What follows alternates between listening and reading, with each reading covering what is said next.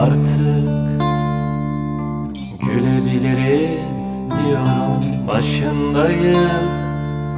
Upuzun bir gecenin içimiz ıslak, bol kahkahadan sevilmişiz.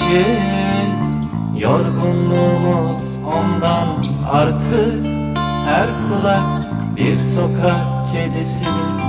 Dağınık bir yatakta kuyruğuyla oynaşan karnımız gurulduyor çok sevilmekten. Sevilmişiz, yorgunluğumuz ondan, artık her kulak bir sokak kedisidir. Dağınık bir yatakta kuyruğuyla oynaşan karnımız gurulduyor çok sevilmekten. Sevilmekten kimse ölmez, kendi uzar gölgesi, kısalır yalnızlığın. Okurlarken içimiz kulak kedilerine, gülebiliriz artık yüzümüz elverişli. Sevilmekten kimse ölmez, kendi uzar gölgesi, kısalır yalnızlığın. Fokurlarken içimiz kulak kedilerine, gülebiliriz artık yüzümüz elverişli.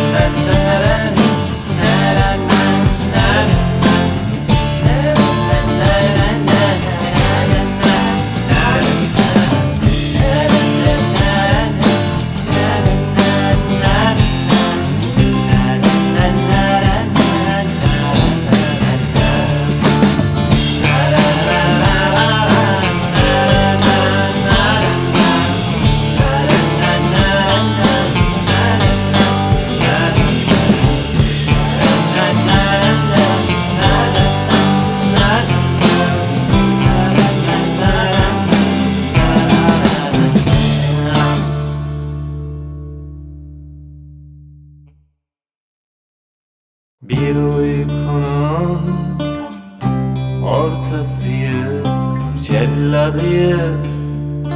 Koynumuzda yatanın karton, bedenler büyütürüz beton. perdeler ardında kendimizi yontarız geceleri gündüz.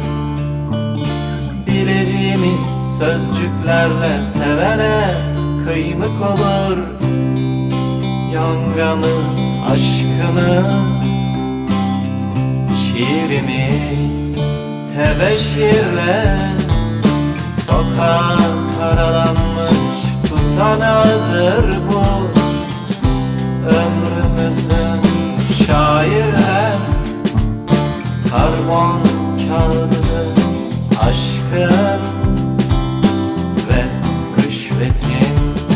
Tebeşirle sokak karalanmış tutanağıdır bu.